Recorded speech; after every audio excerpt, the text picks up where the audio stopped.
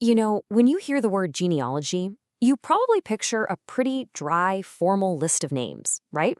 Mostly men, one after the other. And the one in the Gospel of Matthew, well, it definitely starts out that way.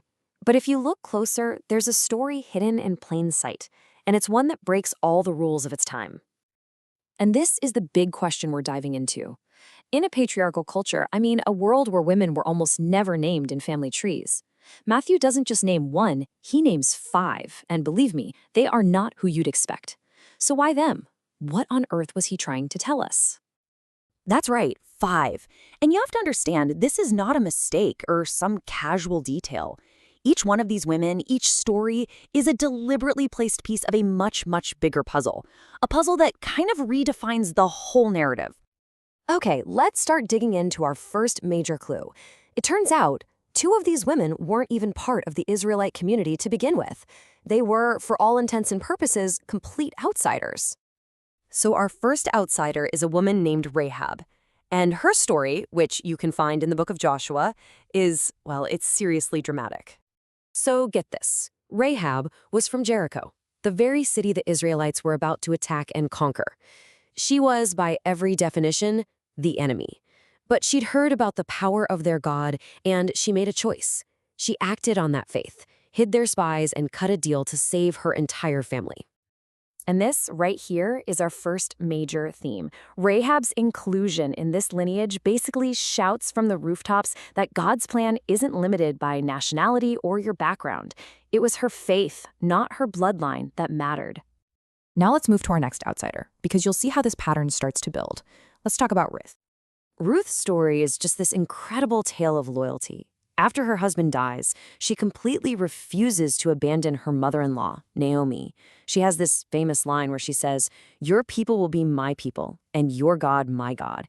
That single pledge leads her to Israel, and you're not going to believe this, right? Right into the royal line of King David himself. Just think about that for a second. Ruth, a woman from Moab, a nation that was often an enemy of Israel, becomes a key figure, an ancestor to their greatest king, all because of her steadfast love and commitment. It just shows God weaving his plan through the most unlikely people and relationships. So there's our first clear pattern, right? We have two non-Israelite women welcomed into the single most important family tree in history. One through a courageous act of faith, the other through an unbreakable act of loyalty. But hang on, that's only half the story. Now we get to the second clue, and obviously this one is even more shocking for the time period. Two more of these women have stories that are absolutely marked by serious scandal, and what anyone would see as major moral failures. Okay, let's start with Tamar from way back in the book of Genesis. Her story is, it's complicated, and it's pretty uncomfortable. So, after being widowed, Tamar is denied her right to continue the family line by her own father-in-law, Judah. So what does she do? She takes matters into her own hands in a pretty extreme way. She uses deception, disguising herself as a prostitute to trick Judah himself. It's a shocking move, but in the context of the story, it's actually framed as a desperate fight for justice. So let's be clear, her inclusion isn't about celebrating deception, not at all. It's about showing that God's plan can move forward even through incredibly messy, broken human situations, and through someone's desperate fight for what's right inside a deeply flawed system. And finally, we get to a name that a lot of people recognize. But what's really telling here is how she's introduced in this genealogy. Let's talk about Bathsheba. Matthew doesn't even use her name. He calls her the wife of Uriah. Whoa! That immediately points a giant finger at the sin at the heart of her story, King David's adultery with her, which led to him murdering her husband. This is the absolute lowest point in David's entire life. And yet, from this complete disaster, from this tragedy, comes Solomon, the next king. Bathsheba's presence here is a stark, unavoidable reminder of sin. But at the same time, it's this incredibly powerful testament to redemption. It shows that God can bring his greatest purposes out of our absolute worst failures. All right, let's just pause for a second and look at our evidence board here. We have a woman who used deception to get justice, a foreign prostitute who had faith, a foreign widow who showed loyalty, and a woman whose story starts with adultery and murder. This is not some polished, perfect family history. No way. It's real, it's messy, and it is all pointing to something huge.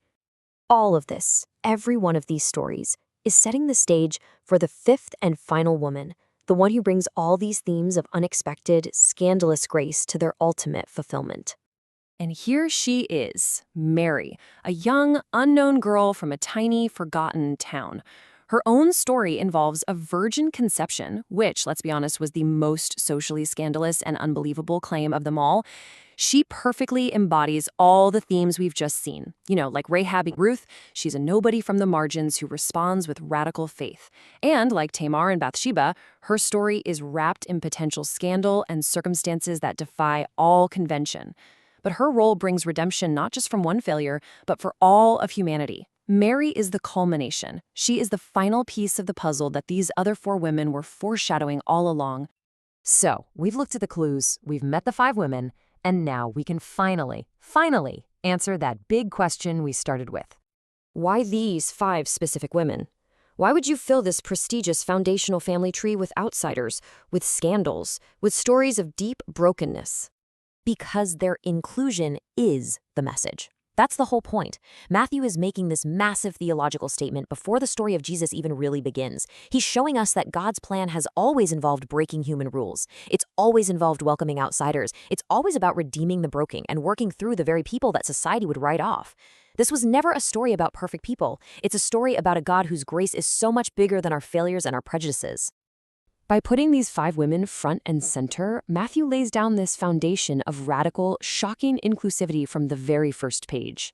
And that leaves all of us with a really powerful question to think about. If the story of salvation is built on a foundation that includes foreigners, outcasts, and the morally compromised, who then is truly left out?